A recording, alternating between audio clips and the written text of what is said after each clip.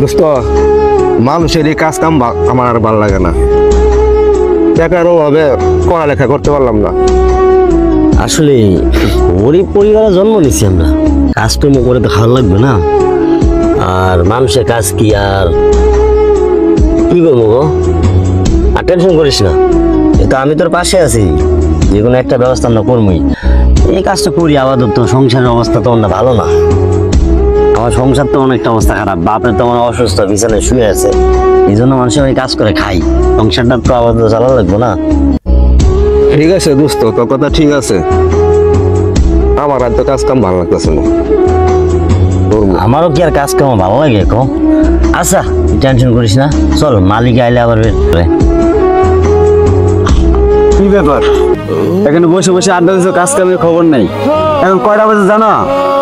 চালু করে কাজ যাও, আর সন্ধ্যা হলে তো বলবো যে ভাই টাকা দেন টাকা দেন, কাজ কামের তোমার কিছুই নাই, চালু করা কাজ যাও।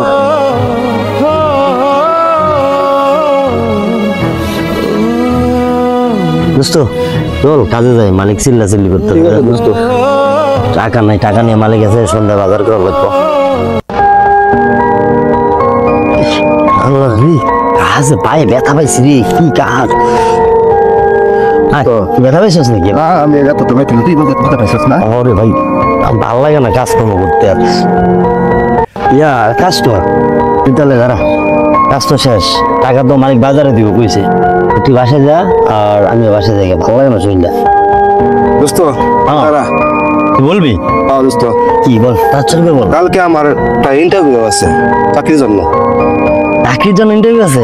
চাকরি খুশি হলাম, যাবি পরীক্ষা দিই, সুন্দর পরীক্ষা দিই, চাকরি হলে কিন্তু মিষ্টি খাওয়াবি তো। আবার দোস্ত কিন্তু কথা আছে দোস্ত। কি কথা? সমস্যা দোস্ত, আমার 500 টাকা দুই হাওলাত দিতে। এই দোস্ত টাকা 500 টাকা? এই শোন, 500 টাকা আছে ছিল, আমার বাজার করার জন্য দিছিল, তুই আমার বন্ধু, তোর যে চাকরি হয় তো খুশি খবর না, টাকা বাজার পরে বুদ্ধি কমে টাকা হারাই ফেলেছি তোর। আর শোন, ইন্টারভিউ ভালো মতো দিবি, চাকরি যেন হয়, আর চাকরি হলে মিষ্টি পাবি, ঠিক আছে? ঠিক আছে দোস্ত, ঠিক আছে দোস্ত, থাক তাহলে আমি যাই। আচ্ছা, আল্লাহ আমার বন্ধু চাকরিটা যেন হয়, আল্লাহ অনেক কষ্টে আছে, আল্লাহ জায়গা চাকরি হোক।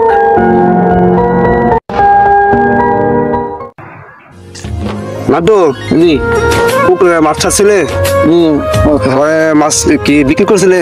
মাছ তো বললে বিক্রি করছি।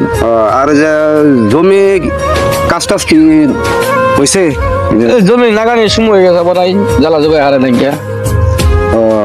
তাহলে কাজ টাজ কর ঠিক মতো, ঠিক আছে? টাকা লাগলে টাকা নিয়েছে আমার কাছ থেকে। হ্যাঁ টাকা তো না গো, সামনে যে কাজ করে না, ওদের নাগান শুরু করে না, ওদের টাকা তো না গই। আচ্ছা, যে কয়টা লাগে আমার কাছে চাইস, মনে।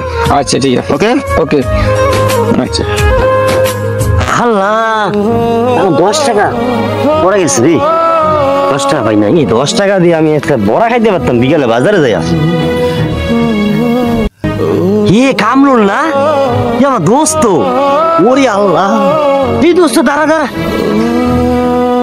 কাছে তো আমি আছি। আচ্ছা ঠিক আছে মাস্টার। এই দোস্ত দাঁড়া, ই দোস্ত তোর চিনা যায় না রে, কি সুন্দর সুন্দর কোট, কি জুতা, দামি না দামি না পেন, তুই কইছিলি তোর খুঁজে বেড়াই দে, চাকরি পাওয়ার পর তো ফোনে দিস না। আর কে আপনি? কে রে, আমার চিনতে পারস নাই? না, আপনাকে তো আমি চিনি না। ওই মোল্লাপাড়া আছে না, মোল্লাপাড়ার ছেলে আমি রে, তুই রহিম কাকার ফলা না? কোন মোল্লা বাড়ি? ইয়াল্লাহ, আমরা একলগে কাজ করছি রে, মানুষের রাজনীতিতে কাজ করছি, ওই তো লজ্জা লাগে, তোর যেমন সুন্দর চেহারা, কাগজ চুপড়। কে তোর 500 টাকা দিলাম না, চাকরি তুই ইন্টারভিউ দিতে যাবি? কিসের টাকা? আপনার কাছে তো কোনো টাকা পয়সা? ইরে আল্লাহ, মিথ্যা কথা, আমি তোর 500 টাকা পকেট থেকে দিছি, ওইটা আমার বাজারের টাকা, তুই আমার চিনতে পারস না, এটার কথা। ভাই আপনি তো চিনেন না ভাই, বিরক্ত করেন না প্লিজ ভাই, আপনি চলে যান ভাই।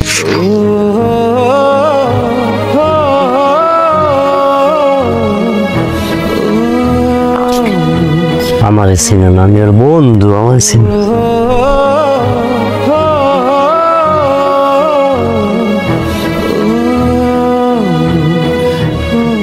আসলে আজকের সমাজের মানুষগুলো এমনই হয়ে গেছে, কিছু টাকা পয়সা, ধন সম্পদ, বাড়ি গাড়ি হলে তারা অতীতকে ভুলে যায়। অতীতে থাকা আপন মানুষগুলোকে ভুলতে তাদের সময় লাগে না।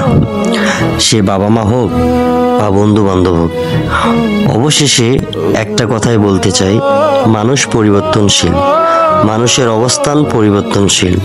তাই নিজের অবস্থান যদি পরিবর্তন হয় তাহলে সেটা নিয়ে কখনো অহংকার করবেন না, কারণ অহংকার পতনের মূল।